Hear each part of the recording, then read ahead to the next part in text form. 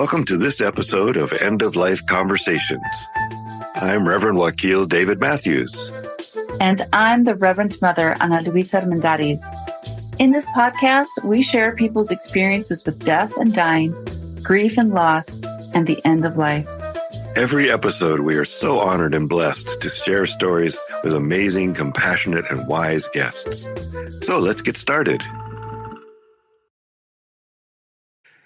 In this episode, we are pleased to welcome Tajali Theresa Tolan, MS. Tajali is a certified mindfulness educator, peace educator, marriage and family therapist, family life educator, and registered yoga teacher. She's the founder of both the Children's Global Peace Project and the Consciousness Project, an empowerment life coaching counseling business. She holds an MS in educational psychology and a BS in family life education. Tajali is passionate about teaching social-emotional awareness and mindfulness skills. She specializes in creative expression, communication, healthy parent-child relationships, and peace work. Over the course of 30 years, she has developed and led 35 children's peace camps.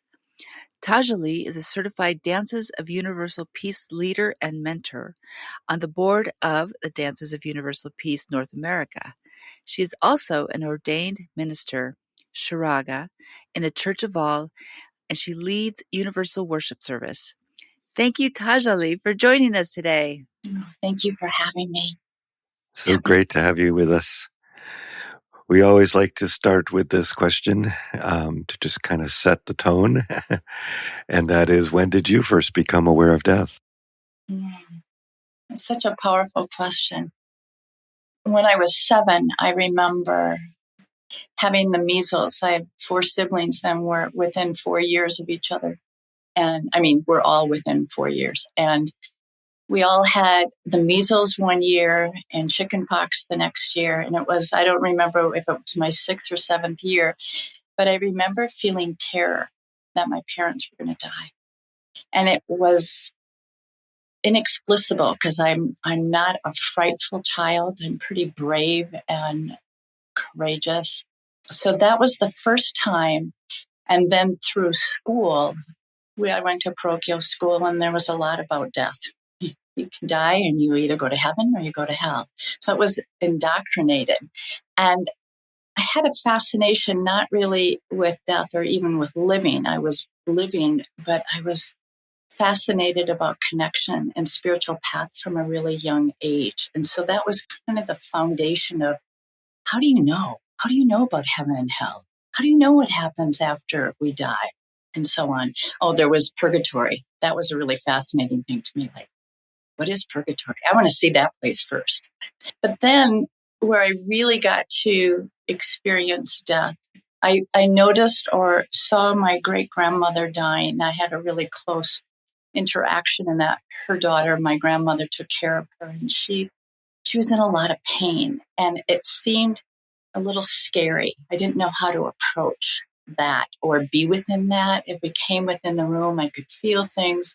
Certainly wanted to help, but I felt a little anxious being around it. And then when I was 19 and a medical assistant and then an EMT at a family practice clinic in a very small rural town, I was called. This is my first experience of death. Is that I was called on a non-responsive call, a man who was 88, and we got lost in the woods finding his place and got there, and there was a candlelit room and he was lying on the floor and he was not responsive. We did CPR for a long while, and could not revive him. And there were 2 tracks that I know that were going on. One was, I need to revive him. This is my job to save him, and feeling helpless that I couldn't. But at the same time, and this is the overarching and I think foundational moment, is that there was such holiness in the room that it was what light could be felt like. It felt illuminated. And I remember holding hands with his wife who was crying and having my hand on his shoulder and just feeling this reverence. And it's not that feeling of, did I do it right, or could I have done more? It was just the reverence that was really, really holy.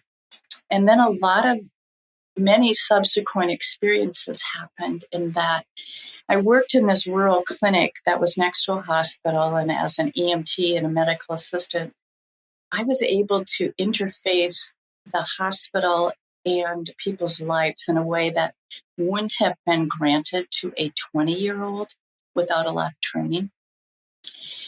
And part of that was I was asked by some of our patients who had terminal cancer to come and sit with them. They just said, will you come and be with me? And I didn't really understand that, but I liked them and I cared about them. And so I started visiting people who were terminal in the hospital who had cancer. And also, I'll come back to that in a second, also being asked to witness and be with women who were having babies, young mothers who didn't have a partner at that point. And when I look back and reflect, it was kind of miraculous that I was invited into these stations. And with this first birth, the woman was 16 or 17. And after 24 hours or 30 hours of labor, when her baby was born, that same light filled the room.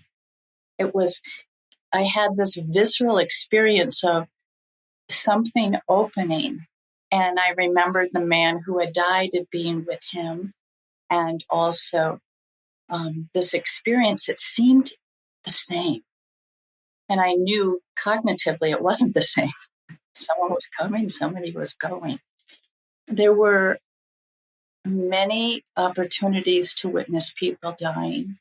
I think initially the hardest ones were the tragic deaths that I came upon that I'm not going to describe, but you can imagine, either by car accident or train. And yet there was something that was there that was greater than what I was experiencing. And I think at that time, at that time, there was this running incompetent, am I doing it right with people who are dying? How do you be with somebody who is dying and manage both the fear of, am I doing it right? Could I be doing something more? This predominant, you must try to save them. But yet, something I didn't understand at that point, there was this reverence about, it's not preventable and it shouldn't be preventable. It's a holy station. So I found this book.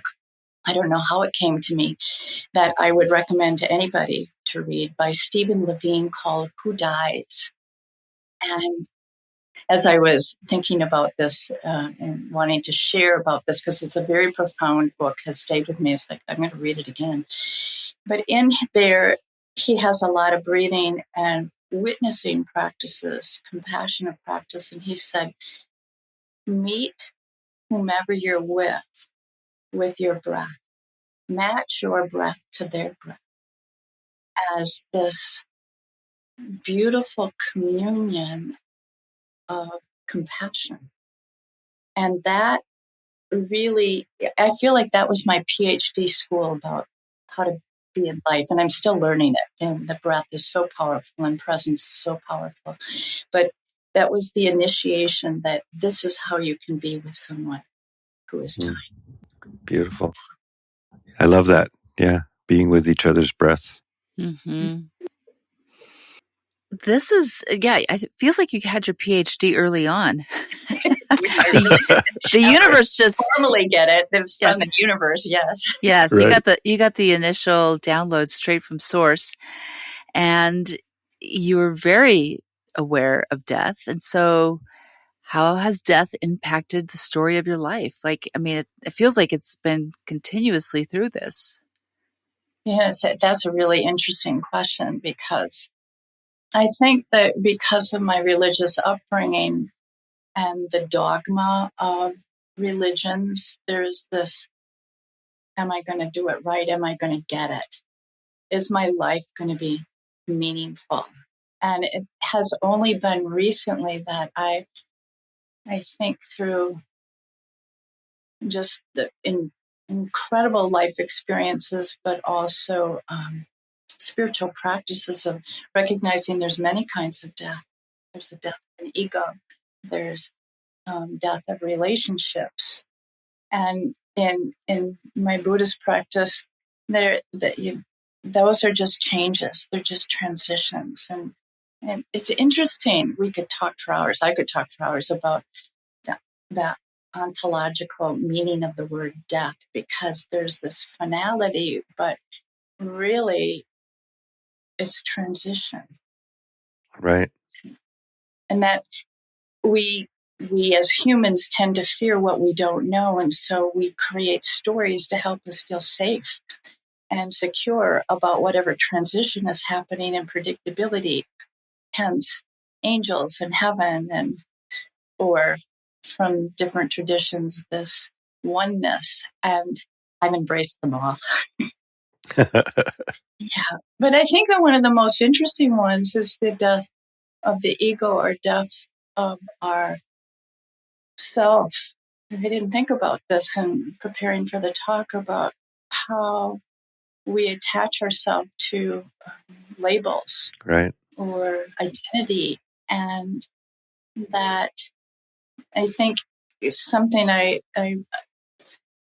if there's anything in thinking about death for me personally, is that, have I lived my life purpose? And that's an ongoing question for me. Mm-hmm. And it also brings me, it flows through my work. And when I'm with people who are dying, that's the presence I want to hold or container for them, to help them reflect that their life has been meaningful. Mm-hmm. That I can hold that presence. And if they are curious or concerned or scared about that, to help reflect that they didn't even have to do anything, just by being, their life is meaningful. Mm-hmm. Grace. Yeah. Grace, right? Yeah. Well, that's a good segue to telling us a little more about your current work, or the role that you're playing, and the kind of things that you're doing in this regard, or in any regard. Thank you. I am working as a coach, counselor. I have my own business that from home since COVID. Thankfully, with Zoom, we can connect with people. I do see people individually, and it involves family relations, parenting, but many times it's, how can I reconcile whatever challenge is present for me? I really seek to support people and to know their own worth and contribution. My tagline is, be your brilliance, and I can help mirror your brilliance in whatever capacity feels right for you. And it's an opportunity to not impose any dogma or any standard of what that would be like.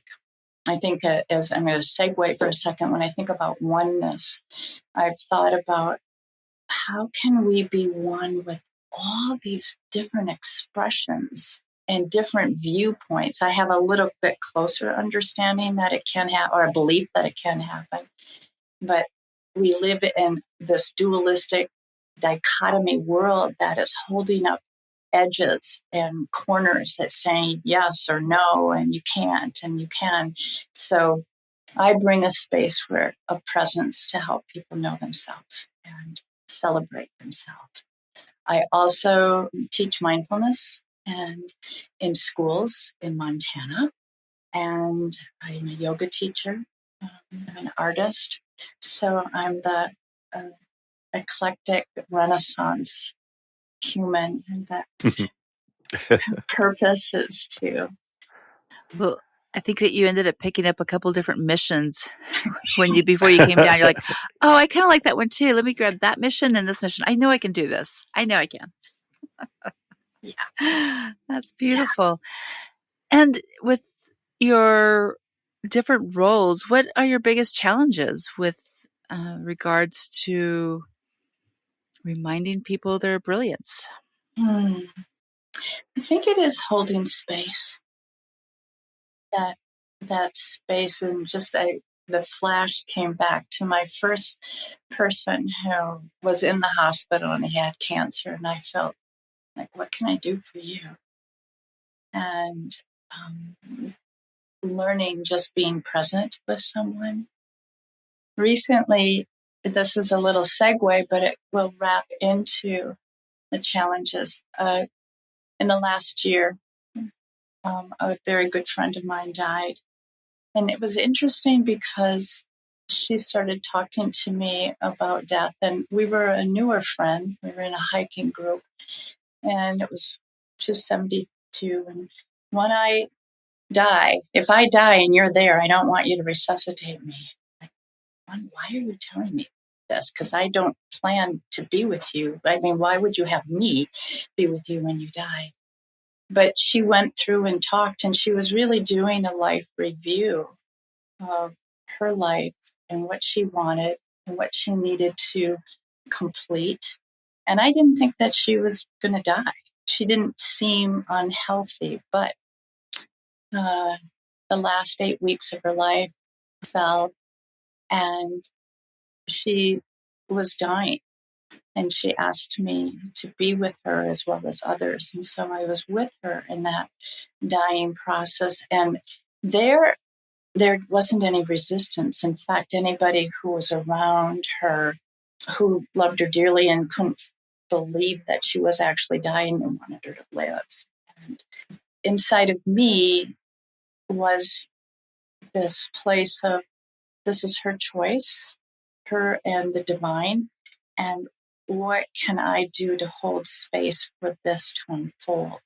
And if anything about challenges of my own work, it comes to that recognition that I'm only holding space. I don't have to know the answers. In fact, the answers are inside the person who I'm with for them. But it's the ego reminder that you don't have to do anything. You just have to be here and hold space.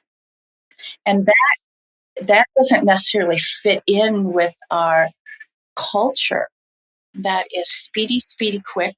Right. That we have to be, the identity of success is how much you make, how many people you work with, and this continual race to get something that is, one, not attainable, and two, not healthy. Mm-hmm. So I would say that's my other challenge. Yeah. And going back to, you use the term holding space, and Wakil and I understand what you're saying. Could you, just for the listener who wants to know more about that, could you describe what holding space for somebody feels like, or thinks like, or looks like? Thank you. Oh, I love that. The holding space, I think about, I'm holding my hands up and like imagining water in it, and just that lightness of water, and feeling the coolness of water, and honoring water. Holding space has all of that in it. Your attention is leaning into what is the presence of the other human or animal that you're with, because I also do work with animals. As little kids, my sister and I would save birds that were kicked out of the nest, and we'd bring them in, and they had no feathers, and they were definitely dying, and we thought we could save them. But holding them tenderly with compassion, without a derived outcome. Often I will use a heart-centered practice of just radiating gratitude and love from my heart for whomever I'm with. So I clear the deck of what's happening in my own mind, of what I think I need to do or what needs to be done, and drop into my breath and presence of heart to be with them. That's lovely. Thank you for sharing that. Yeah. Yeah, I love that. That sounds right. So what kinds of things help you feel supported? presence, Mm-hmm. and kindness. This, how I approach other humans is how I want to be approached. But again, I've had this visual that I'm carving doorways into consciousness since I was younger, because somehow I had a different idea about how we relate to people, and it's not putting them down. It's not the strata of who's better or worse. And so in a world that still uses that measuring stick about value, I know I resonate with that kind of support back to me. And I seek it out. I have my practices of meditation or mindfulness, my Sufi spiritual practices, dancing, art, expression of art. And so those are the ways that I get support and work to create it happening around me. But that's not always, it's not always happening in that way. We really, when you and I talked about this early on, it was around the mindfulness practice. Yes. And I wonder if you could speak a little more to how that applies when you're supporting yourself and or being in holding space for others. Yes. I'm glad you asked that, because where I'm at right now with my own mission and purpose is that the space of transformation and compassion begins with our breath. It begins with dropping into what's happening in our body. What are the quality of our thoughts? What emotion might we be feeling? And then connecting with our breath and being present with it, however it is showing up. And I'm doing that right now. I noticed that too. And I immediately was like, oh, yeah. I did it as soon as I saw you. Beautiful. Yes. And that it's a coming home into ourselves. Again, there's more and more of this attunement and this way of being than ever before. I know historically it was reserved for people who were clergy or nuns or spiritual seekers who would go off and meditate in the mountains. And my son is 43, and when he was 3, I remember having this really profound experience of being out with the trees in the yard. I lived on a little farm, and thinking, I want to support his spirit. I don't know how. And it wasn't, I don't know how to do it. And I was scared. It was like, please show me how I can support his spirit. And it led me on a path. And I think it was somewhat in reconciliation of the kind of support that I didn't get as a child. Bless my parents. They did absolutely the best they knew. But I know I was a child of deeply curious and loving and spontaneous to all living things. And my mom didn't understand that. So I had this passion when my son was that age of like, how can I hold space for him to know his own spiritual essence, even though I didn't even know what that really was at that point. And that started me on a path, which led me to the Children's Global Peace Project. It wouldn't evolve for another 15 years or 20 years, so about 15 years. But this space of how can the children have this knowledge. We come in with this connection to spirit that is not necessarily recognized. And when I started Googling, which computers were just coming out around then, there was nothing about the spiritual development of the human. I had not found the Sufi path at that point, or Hazrat and Khan's work. I had begun to learn about Maria Montessori and Rudolf Steiner, who all of them guided me in guiding my children, but there was very little at that point. Now, as I do this work, there are millions of information that are on the internet, which is affirmation for me that we are evolving to even consider our spiritual essence, our spiritual development as something that everybody's interested in. And while we're distracted by the news and the wars that are happening, and I want them to end, and I know they're real, and I have compassion for the people experiencing, there's this whole other expression that's coming through that is embracing spirituality or embracing spirit. Humans, I think, are waking up to we are spiritual beings. And what a beautiful thing. I have no idea if I answered your question. Well, may that be so. Yes, it was so. 100%. So, Tajali, let's. I don't want to ask this question without wrapping it up into what you just said, how we are all more aware of our spirits and kind of we're growing our spirits in this land, right? And so we all want to know what to do and how to do it. But there is an end. This life is finite. And, you know, that's also a spiritual being who will blink out into the next iteration of itself. But do you have any fears around the end of life? I know I used to. And I think, truthfully, if I had a terminal diagnosis, my initial reaction would be, not yet, I'm not ready yet. A little aside, I've told my kids I've had an intuition that I'm going to live to 120 for a long time. And recently, in the last couple of years, as I witnessed both the expansion of compassion and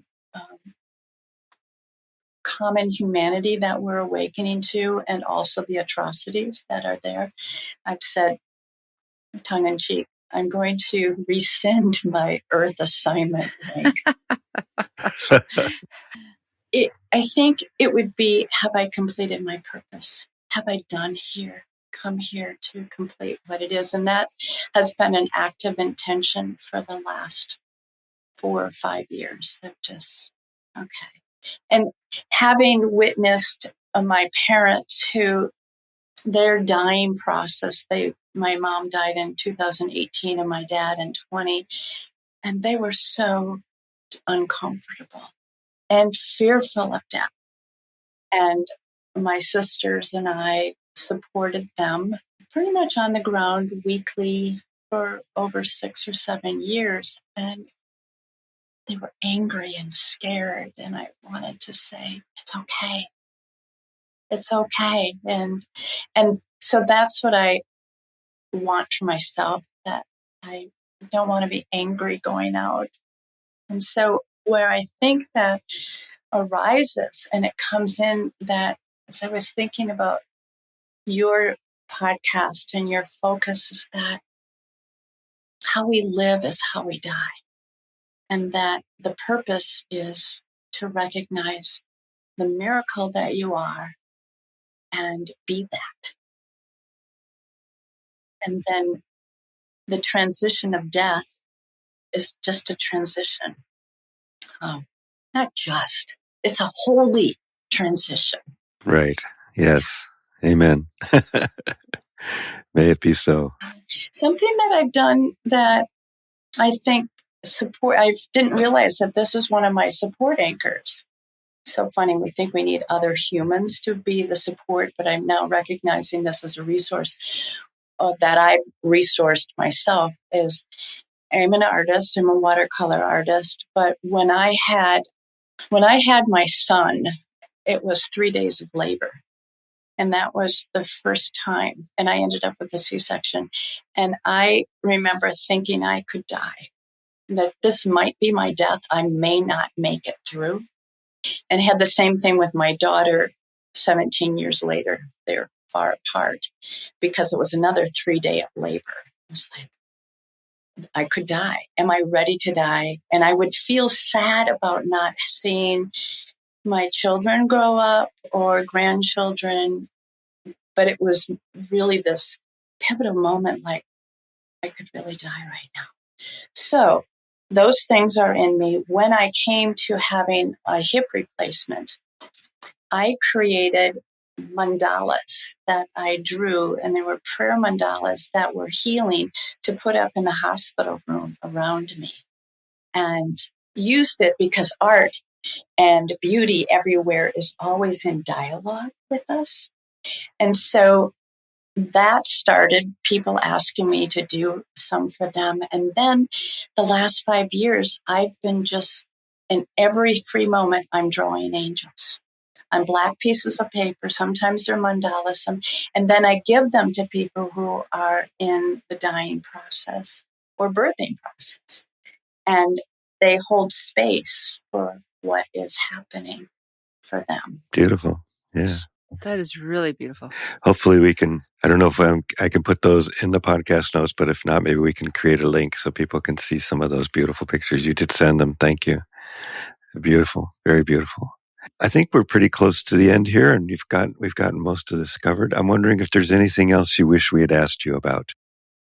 Well, what's alive in me is I want to ask you what you guys think. What's alive inside you? Because, and I guess this is the message that feels alive right now, is that we're interrelated. We are always in relationship with everyone and everything. And so that's why I want to dialogue with you, because I'm in relationship with you right now, in relationship with the listeners. So it would be, what's important for you? What's meaningful for you? And how can you bring more reverence to yourself wherever you're at in this process of living and dying? So it's not a question. I like that, though. It can be our listeners and everyone else can reflect and consider that. And yeah, certainly, Ana Luisa and I have been talking about this for, 30 episodes now.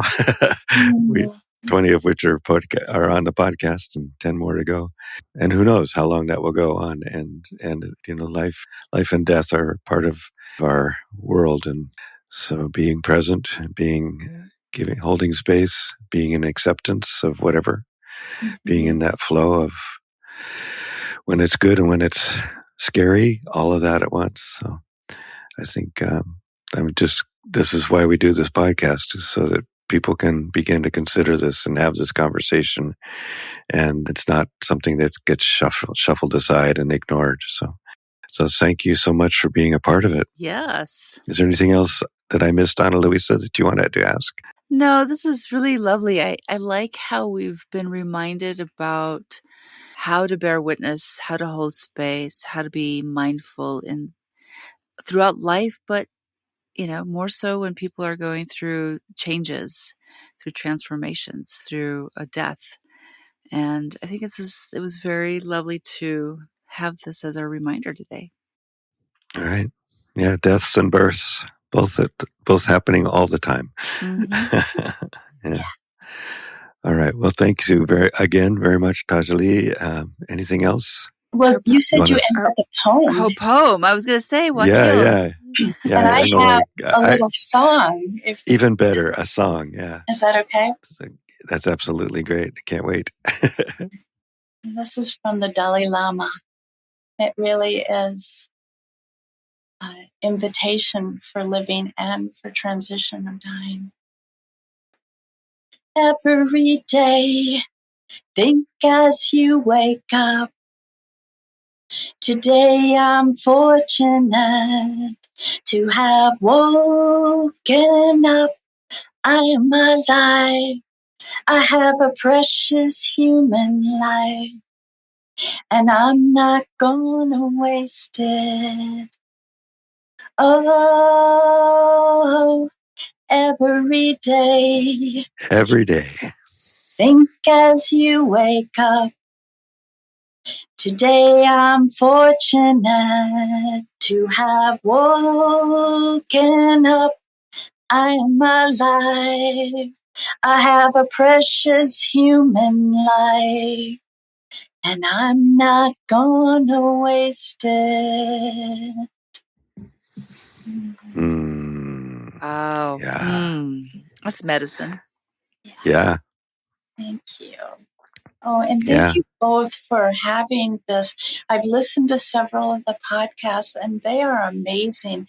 And we need to be having these conversations. So you Yeah. both are a gift. Thank you. Yeah. Thank you. And we will You be too. having more. Yeah. Yeah, because we keep being born and dying. So as long as that keeps going on, we'll continue. All right. Thank you again, Tajali. Thanks so much for joining us on the End of Life Conversations. We appreciate you and look forward to sharing our stories. Thanks to my daughter Lucero and Nico Rush, who have cheerfully assisted us as our editors and tech support. Additional resources, transcript of this episode, and links to our social media will be in the podcast notes. Yeah, thank you so much. And please subscribe, tell your friends, follow us on social media, and consider supporting us through Patreon. We want to acknowledge that the music we are using was composed and produced by Charles Heastand.